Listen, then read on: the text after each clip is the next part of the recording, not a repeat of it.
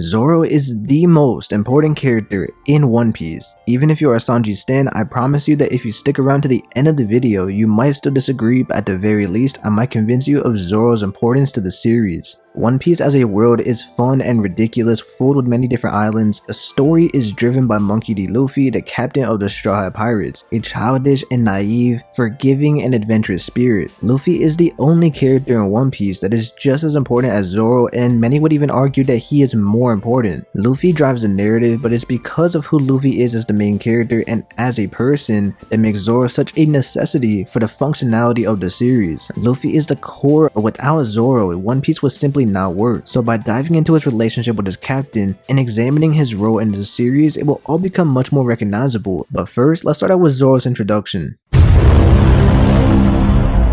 Zoro is introduced as a demonic pirate hunter, someone whose name is feared by the local townspeople. To add someone like this is important because it establishes that Luffy is building something legendary. Zoro might not be a big name yet, but by the people who have heard of him, they will do whatever it takes to keep their distance. You could feel the sense of danger very early on in the series, and Luffy is a character who no one has heard of at this point, but Zoro actually starts out ahead of Luffy with this reputation. Zoro didn't know what he was getting himself into when he first joined Luffy's crew. Luffy asked Zoro to join his crew even though they didn't have a single member yet. So to Zoro's surprise, he just became the first mate of a completely insane rookie who also didn't have a ship. How would a man like this actually become the Pirate King? Zoro's dream was always to become the greatest swordsman, so during the initial East Blue saga, Zoro is seeing just how serious Luffy is about becoming the Pirate King. Luffy is goofy, naive, and a very childish person, so early on Zoro is looking at Luffy's actions and just how dedicated he is to his own dream. After all, becoming the Pirate King is much more ridiculous and impossible than becoming the greatest swordsman, especially in the greatest age of piracy that has been established by Goldie Roger. The beginning of One Piece is Zoro determining for himself if Luffy is all talk or if he is truly capable of becoming a legend throughout the world. In One Piece, Luffy shows that a captain is nothing without his crew, so in order of importance, it's established that Zoro has the second most important role to live up to besides Luffy, an integral key to the functionality of this group of criminals. He's the closest to Luffy in strength, which really matters in this story. Luffy is also often compared to Zoro throughout the entire series, Zoro defeating Hody Jones underwater in Fishman Island just like his captain would eventually do. He was standing on top of the Rocket Man sea train with Luffy while cutting down the Agua Laguna tidal wave. He joins in the rooftop battle in Wano, and he was one supernova interference away from murdering a celestial dragon for being in his way. This was moments before Luffy had his iconic Charlo's punch. They're not normal, they're completely insane. They're always pushing themselves past their own limits, and the most interesting thing to me is that Oda never paints this as directly competitive between Luffy and Zoro. They are very competitive in their own rights, but it's never shown as Luffy and Zoro directly competing to surpass each other. Zoro's very existence on his crew forces Luffy to constantly be more powerful because subconsciously as the captain, Luffy knows that he has to be the most powerful. It's his crew after all, and we've seen plenty of times throughout the series people say that Zoro himself could be a captain of his own crew. He's laser focused on his own goal, he's very ambitious, and makes extremely rational decisions. He's a threat in every single way from a power perspective. On his own, Zoro is already a powerhouse, so it's often coming as a surprise that Zoro is not the captain and there is someone ahead of him. There aren't many crews in One Piece with a right hand man this capable aside from a few legends like Roger, and you could argue King from Kaido's crew, Katakuri from Big Mom's, and most likely Ben Beckman from Shanks' crew. There's also Killer and a few others as well. But the point is, when you look at the most renowned crews in all of One Piece, they always have an extremely powerful and reliable number 2. And Zoro fulfills this role better than any of the other characters. And so now moving on, before we get into more of what makes Zoro so important, let's talk about what makes him so likable and why he has such a passionate community and fan base surrounding him.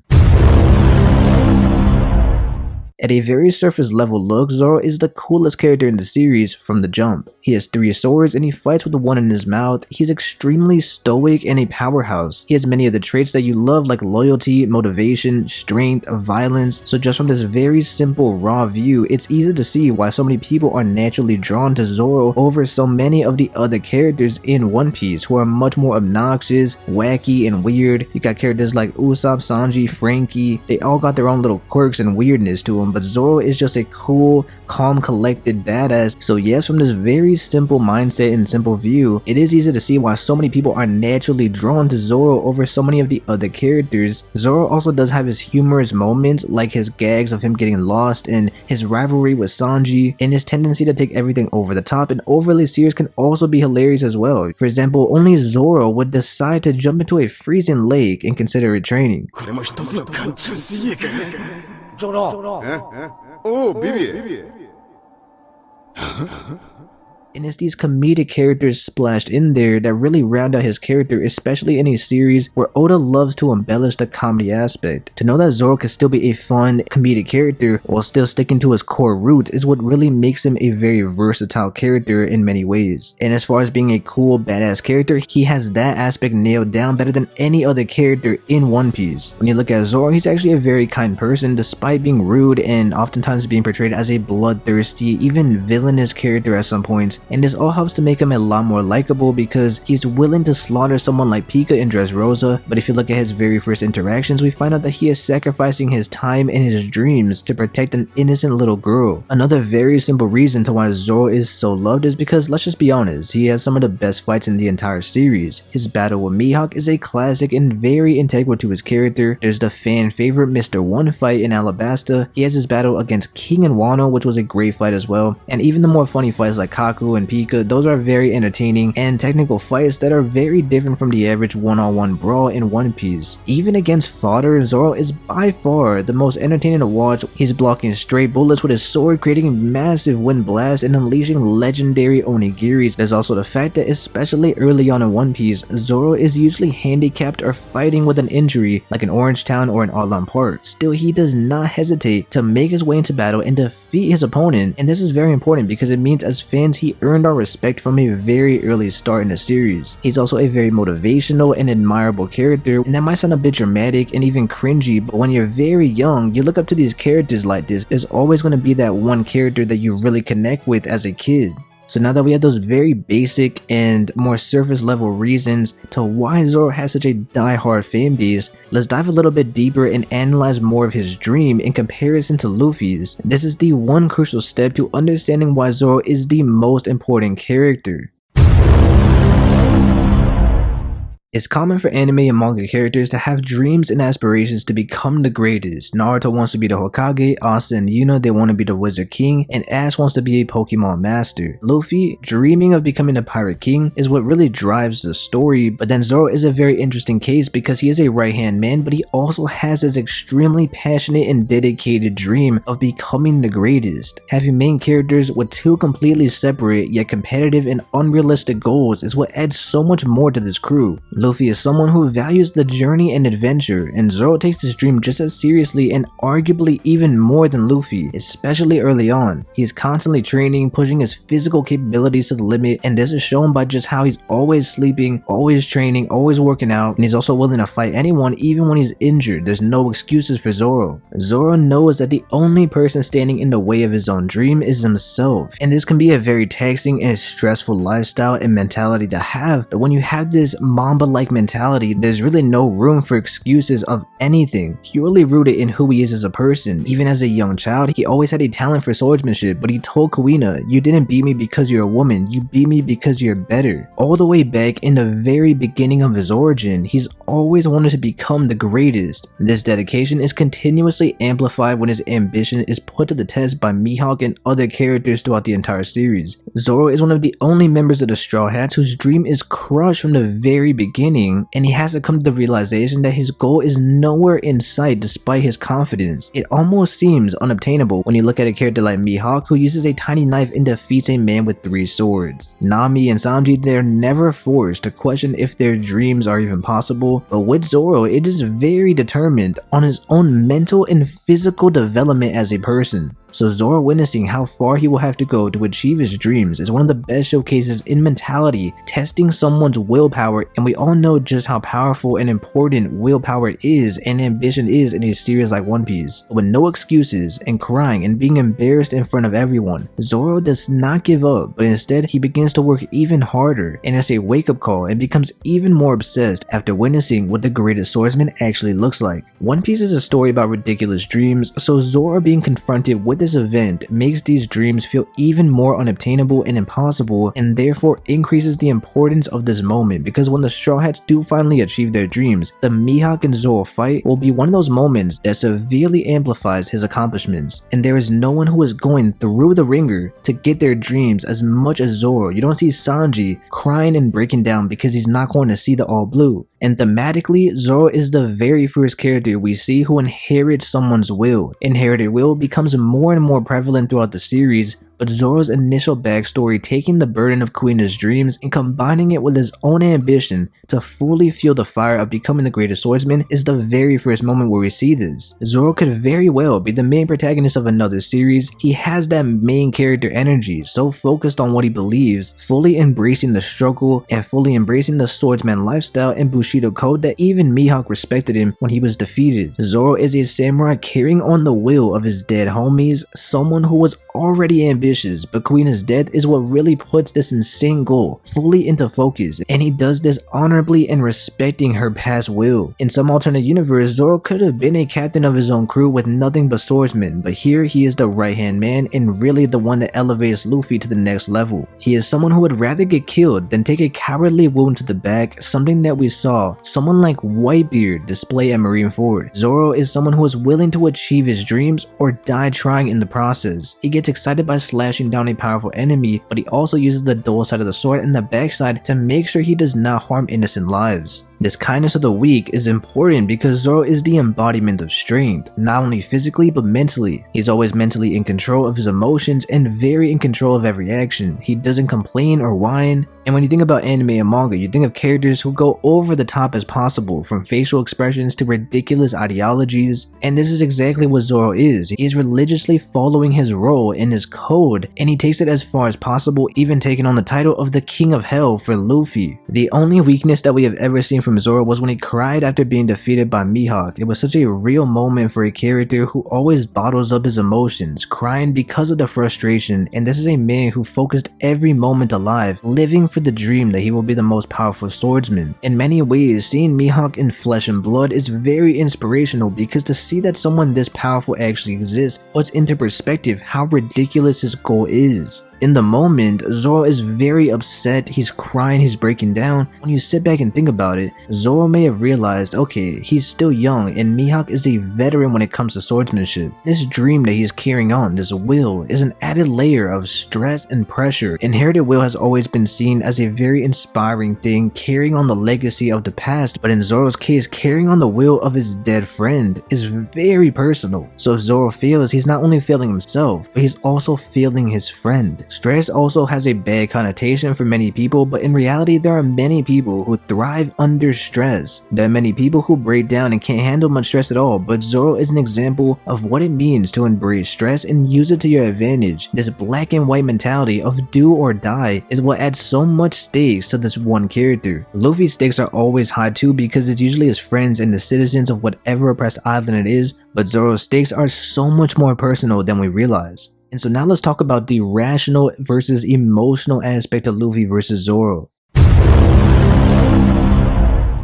We can argue all day about who would win in a fight between Sanji and Zoro, but there is a key reason to why Sanji can never be the right-hand man over Zoro, and it's not because Zoro joined first. The key to this is that Zoro is the most reliable in clutch moments. Under pressure, there is no one better at remaining level-headed and honest with himself and others. He's brutally honest, and we've seen Sanji, he agrees with Zoro many times when Zoro is blatantly calling out his friends. Zoro does not care about the intention, he cares about the results, he cares about the decision decisions that people make, and he cares about respect. Under pressure, Sanji can be a bit of a disaster at times, and we really saw this during the Whole Cake Island arc when all of his past was coming back to haunt him. You know, we've never seen Zoro break down that hard to a point where he can't even function and make decisions properly because he's being weighed down by his past and by his stress and by so many different things. And I'm not saying it's not good for Sanji's character to go through this, but what I'm saying is that they are very different characters as far as their mentality and their mental fortitude. And Zoro is a character who is dealing with his past every single day of his life, bringing Kuina and inheriting her will, the main ambition and reasoning and motivation for his dreams. In Sanji's case, he ran away from it, so it makes sense why that would haunt him and why that would cloud his judgment so much. Sanji is also a very emotionally driven character, and so this overflowing uncontrollable feelings can be problematic, and that's why he's not the right-hand man or a captain. If you notice, they never say that Sanji could be a captain, but they always say that Zoro could be, is better at performing under pressure.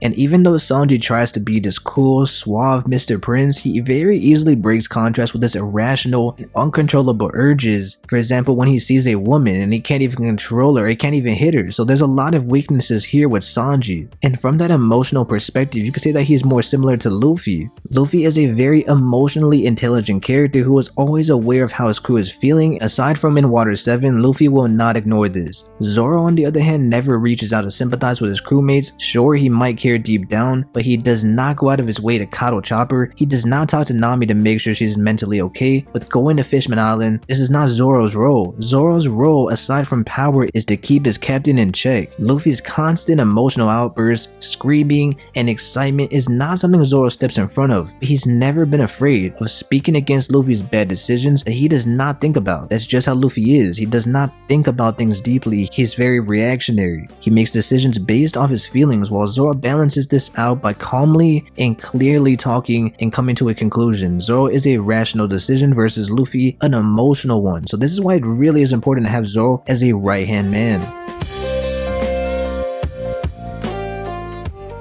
I've always liked Zoro as a character. He was always up there with Luffy, Mihawk as one of my favorite characters early on, but it was not until Water 7 that Zoro solidified himself as my favorite character in the entire series. And so now let's discuss the Water 7 saga and why it is the most crucial part to Zoro's character and to him becoming the most important character in this series. And in this arc, we follow a theme that determines what it means to be a captain, but Zoro also showing what his role is as the right-hand man.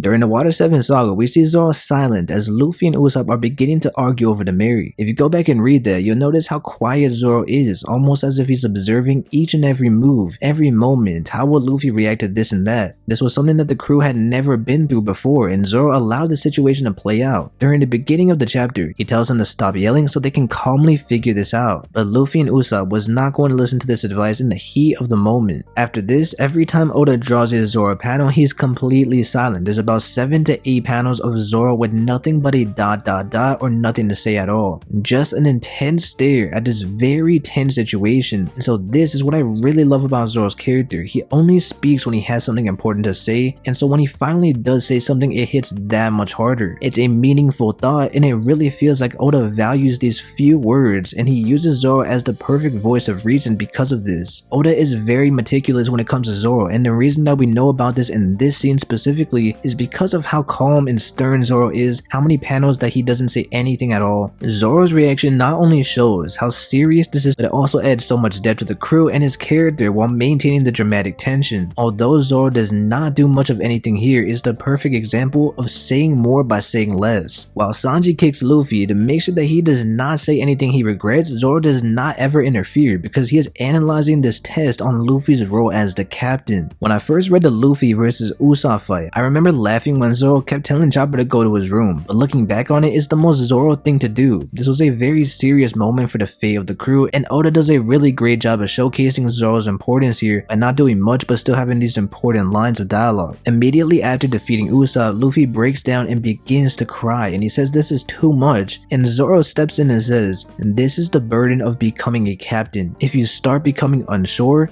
who can we have faith in? And this is the importance of Zoro, saying the real unfiltered comments that need to be addressed or heard. He doesn't sugarcoat things, and he knows the time and place. He's right. How can you have faith in a captain who is unsure of his own decisions? The captain's decisions impact the entire crew. Without confidence, especially in these tough moments, how can they respect Luffy and his orders? The train sequence heading to Enies Lobby is an all-time high in the series for me. It's exciting, chaotic, and fast-paced. Zoro standing on top of the Rocket Man with Luffy is one of my favorite Zoro moments because the train is going at full speed in the middle of a raging storm, and this is such a small but powerful moment to show that at this point Zoro is the closest thing to Luffy's equal as far as being the right-hand man. When we finally arrive, we are getting comments like, who is this Zoro guy? He has the energy of a captain. The fact that Zoro is a right-hand man and not a captain drastically increases the reputation of the crew. He carries himself with the respect of a leader. This only intensifies the respect of Luffy for a captain. To earn the trust and have someone like Zoro flatline his ego is another testament to his respect. Zoro is a free spirit. He doesn't look like someone who will follow anyone, so his captain has to be insane. My favorite Zoro moment in all of One Piece is during Water 7 when they finally return to the city. Sanji points out that Usopp is planning on returning to the crew. Luffy, Nami, and Chopper are excited for his return, but Zoro stops them and he says, "You better not kiss his butt and tell him how excited you are to see him again. I won't let him come back unless he apologizes for what he did." Who was right and who was wrong does not matter. When two men decide to have a duel, the only thing that matters is who wins. Usopp left on his own.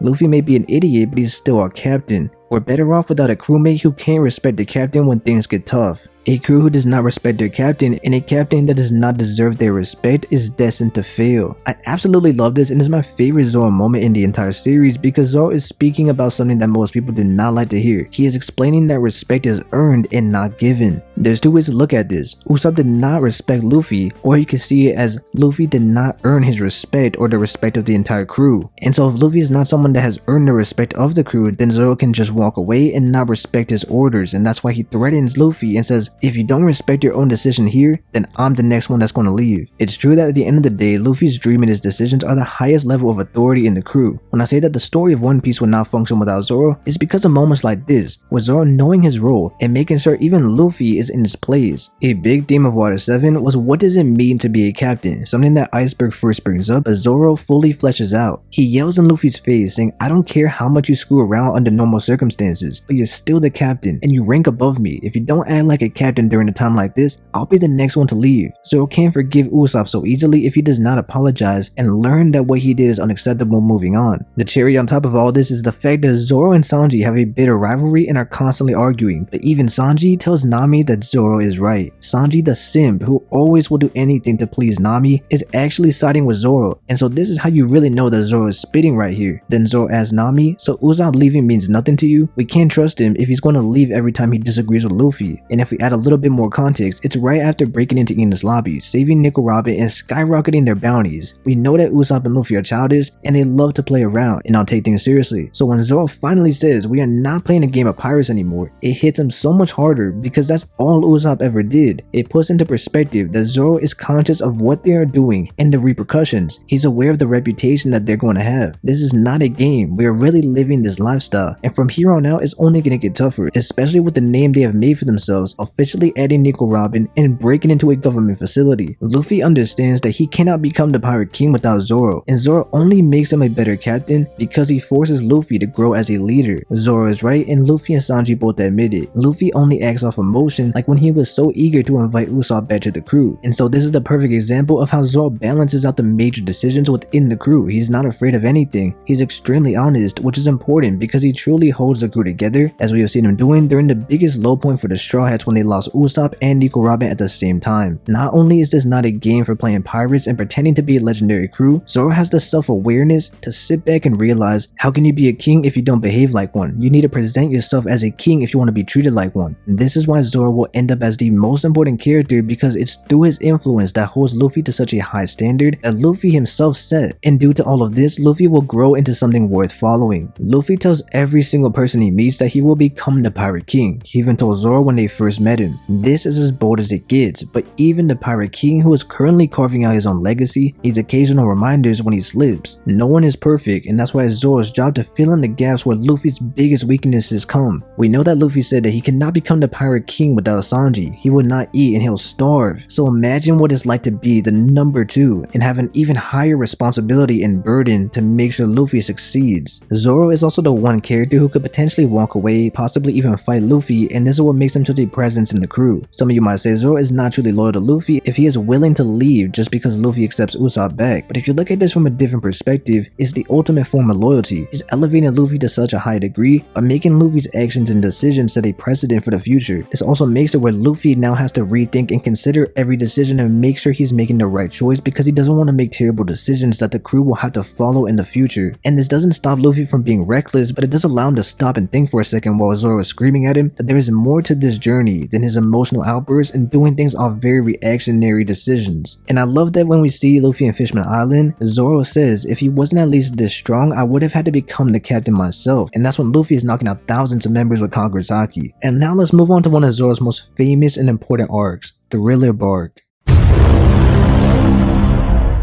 Thriller Bark is an extremely underrated arc, and most of that comes down to it being an absolute highlight reel for Zoro. We see Zoro face off against a legend Ryuma and take back Shisui. And then there's the iconic Nothing Happened moment. This will always be the arc that cemented Zoro in the history books as one of the best characters in anime. Nothing Happened is a moment about the most ambitious and dedicated man putting his dreams aside for the betterment of his crew and his captain. It's about knowing his role and knowing what to put ahead of himself. When we are first introduced to Zoro, he says how he will do anything to become the greatest swordsman, and he will join Luffy as long as he does not interfere with his dream. Even though Luffy just saved his life, Zoro still valued his own dream over Luffy's. It was these two pirates sailing off to Orange Town, so it's understandable that he did not take this all that serious. Luffy didn't even have a crew or a ship. After Enies Lobby, Zoro pushing Luffy to become the best captain he can be, it makes this moment at Thriller Bark even more powerful. Zoro is showing that he is willing to take on Luffy's pain to save him. It shows how much Zoro has changed over time and how he fully respects Luffy to the point of putting Luffy's dreams and the crew's safety over his years of dedication. In Thriller Bark, Zoro finally becomes the greatest right-hand man you could ever ask for. And yeah, it's dramatic, and Zoro makes this even more impactful when he says nothing happened.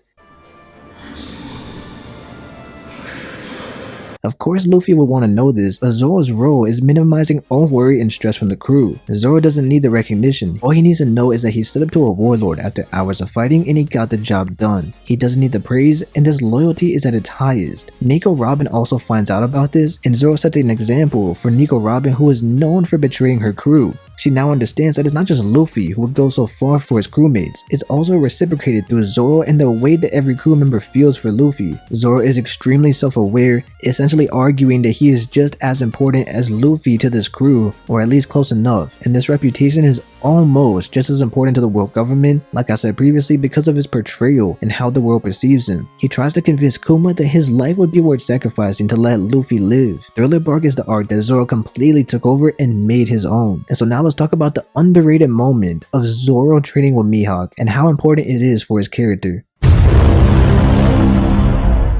Because of Mihawk's title of the strongest swordsman and Zoro's previous encounter with him, it made Zoro ask Mihawk to train in one of the most important and most memorable moments in the series. Mihawk is the pillar that Zoro is striving to reach, so to put his pride aside and get down and ask Mihawk to train him is very impactful. Coming out to Thriller Bark, where we see that Zoro finally values Luffy's dream over his own. Luffy is the one who will become the Pirate King, so while training with Mihawk will speed up the process as he looks to one day surpass him, is more of a testament to his dedication to the crew to live up to the reputation and role as the Pirate King's right-hand man. And this really only works so well with a character like Zoro because we see in Mihawk's first appearance, he was intrigued by these rookies, Zoro and Luffy. We know just how prideful and honorable Zoro is, with the Straw Hats getting defeated in Sabaody and Luffy failing to save his brother at Marineford. We see more and more Zoro changing because of his crew. For who Zoro is, getting down on his knees, acknowledging his weaknesses, and begging the man who defeated him to train him is Zoro eliminating his ego in a truly humbling moment for a character who is seen by many fans as purely strength and arrogance. On top of all of this, Zoro's dedication goes so far that he has to give up drinking until he masters the Black Blade. You've now eliminated Zoro's pride, and you've also eliminated his alcohol, two crucial things to growing his character. And so with all of that training, Wano Kuni is the arc that truly showcases the true potential of Zoro.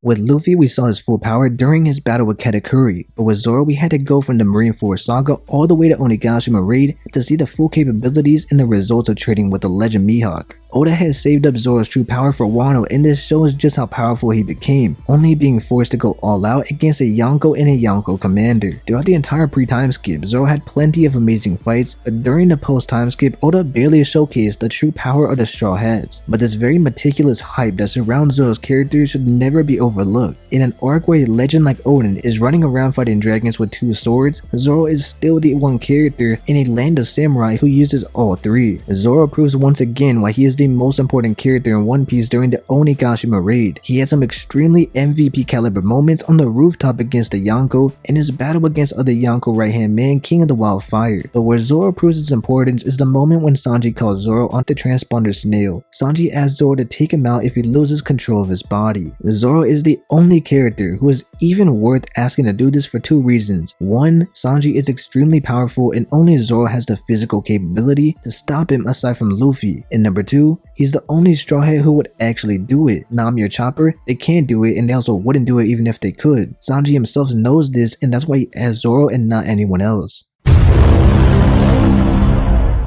In a series about pirates, Zoro as a swordsman should never go overlooked. I remember when I first got into One Piece and found out that it was about pirates, I always pictured a series where about 70 to 80% of the characters would use a sword as a weapon, and the other few would use pistols or devil fruits. In reality though, Zoro is the only swordsman in the Straw Hats, and there's only a limited number of respectable swordsmen in the entire series until we get to Wano, and the top tier swordsmen like Oden and Mihawk are insanely powerful. You would imagine that there would be many other more swordsmen directly competing with Zoro in a pirate-based manga, but the truth is, there's really not. If Zoro did not exist, the series would feel less pirate themed, and sure you could say Zoro is a samurai, not just a pirate, but his very existence directly correlates with the prevalence of swordsmen in One Piece. Imagine how disappointing it would be if there wasn't a main character in the series who used a sword as a main weapon. In Zoro, he uses 3. In a world full of devil fruits that also, by the way, fits perfectly with the pirate-inspired manga, a swordsman is just as necessary. And to make it even better is the fact that Zoro can go head to head with almost any devil fruit user, so seeing someone with a combination of natural talent, hard work, dedication, and a man with a genuine obsession with swordsmanship is what makes Zoro such an exciting and thrilling character. Every single time Zoro fights, it means so much, and because fighting is such a prime aspect to this character and to this battle shown in series, where every confrontation is settled with Luffy's fist, it needs to be just as satisfying to see Zoro slash through someone and leave them incapacitated. The world sees Luffy as this terrible menace to society, and that's somewhat fair because he's the captain of one of the biggest groups of criminals. To many people, there's something inherently attractive about violence, and in One Piece, which is very friendly and very happy-go-lucky, Zoro is a very necessary component. He has always exceeded expectation and lived up to the reputation that has only massively grown since the beginning of the series. And this brings me to the most important point that shows why Zoro is the most important character in One Piece.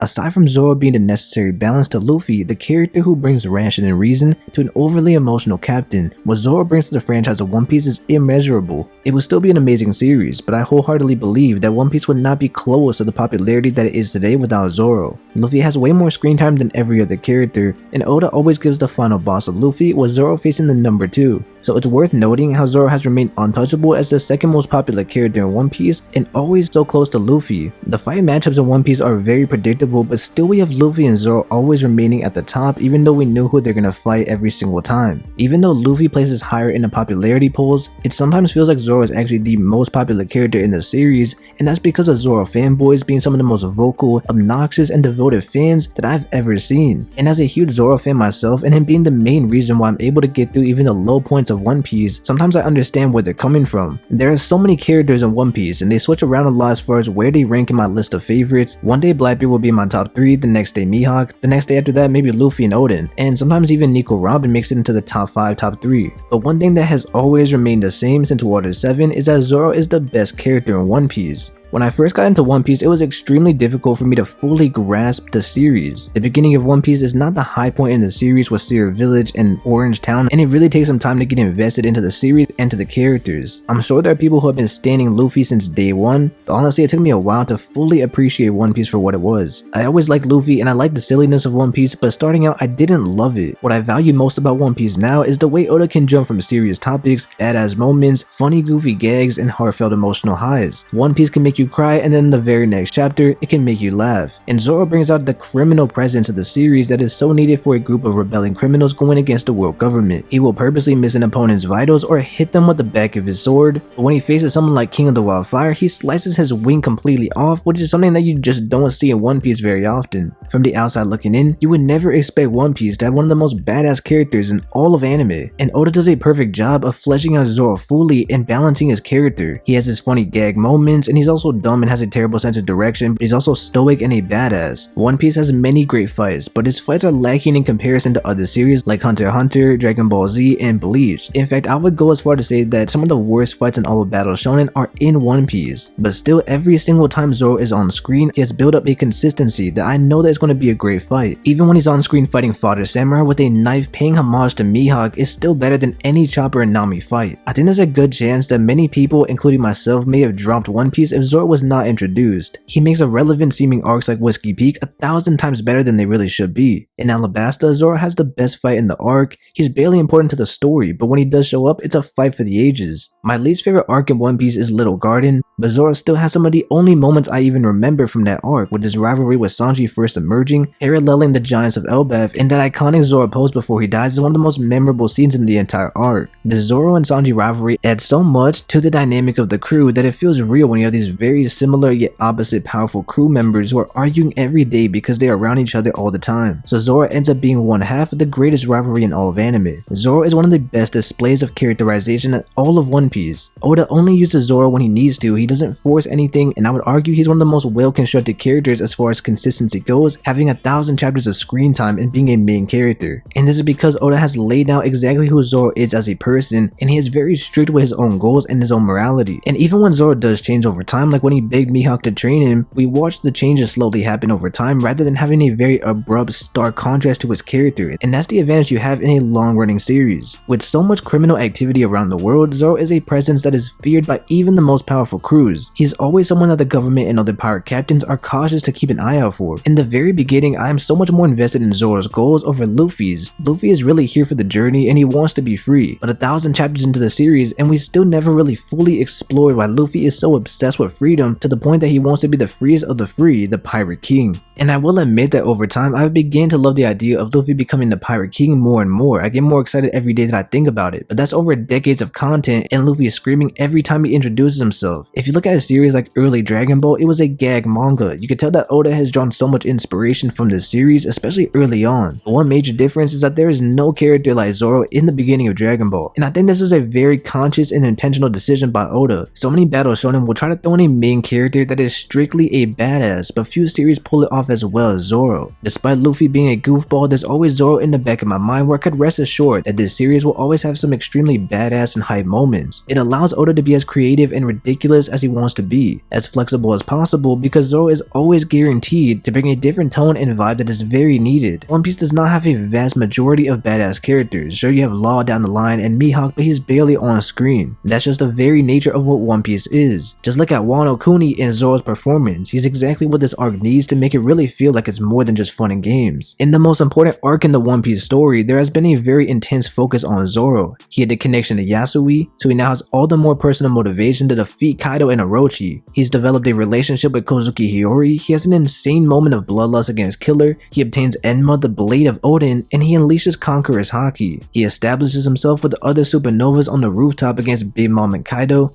he damages Kaido, and then Sanji asks Zoro to end him if it all goes wrong. He defeated a Lunarian, a member of an extinct god race, and declares that he is the king of hell for Luffy. Zoro has gotten so much more focus in the most important arc of the series than in all of the other post-time skip arcs combined. In this arc about Conquerors, it goes to show just how important Zoro is and how much Oda values him as a character. In the end, Zoro will be the most important character in the Straw Hats to make Luffy become the Pirate King. He is the ultimate right-hand man. He encapsulates stoicism, loyalty, and strength. He is the one-eyed, three-sword style samurai, and this is why the most important character in all of One Piece is none other than Roronoa Zoro. Anyways guys, I hope you enjoyed the video. If you did, make sure you hit that notification bell because it really shows that you support our channel and like what we're doing so we can make more content like this in the future. And YouTube says that you'll enjoy one of these next two videos. So why don't you click one and let's find out if they're right.